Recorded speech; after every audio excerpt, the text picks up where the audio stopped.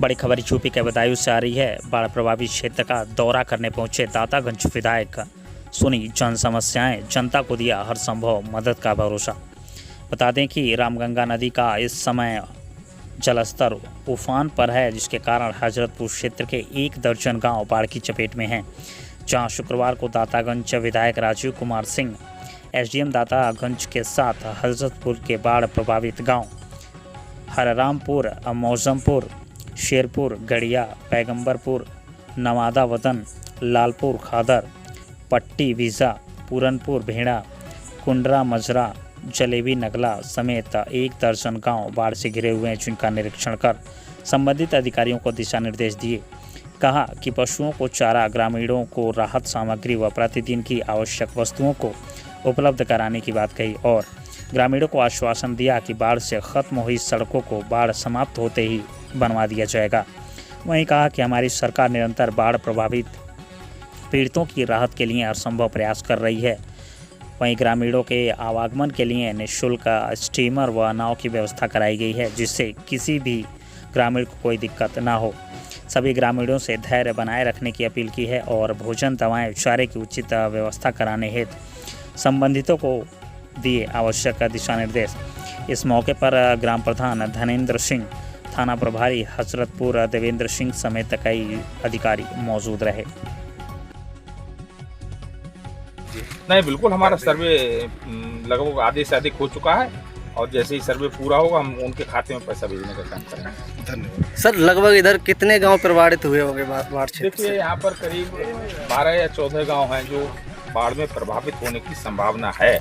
अभी पानी खतरे के निशान पर है, उससे ऊपर अभी नहीं गया है, लेकिन जैसे ही अगर जाएगा तो हम उनकी सबकी सुरक्षा का, उनके खाने का, उनकी दवा का सारा प्रबंध हमारे अधिकारी लोग लगे हैं। बाढ़ चौकी यहाँ पर है, सारे राजस्व विभाग के, पुलिस विभाग के लोग और मेडिकल विभाग के सारे लोग तैयार हैं। हजरतपुर में सारी टीम तैयार है जी। ईश्वर ना करे कोई ऐसी अनहोनी हो, लेकिन सब लोग उसमें मुस्तैदी से लगेंगे और कहीं कोई समस्या नहीं आने दी जाएगी। ठीक है सर, धन्यवाद। ये उनके लिए सरकार का क्या? देखिए, हमारे जो प्रशासन के अधिकारी हैं, एसडीएम साहब के नेतृत्व में राजस्व विभाग की पूरी टीम, जितनी फसल डूबी है, जिन जिन लोगों की, उसका सर्वे ऑलरेडी चल रहा है, काफ़ी हद तक कर लिया है और बहुत जल्दी फीडिंग होने के बाद उनके खाते में जो राहत राशि शासन से निर्धारित है हम उनको सीधे देने का काम करेंगे।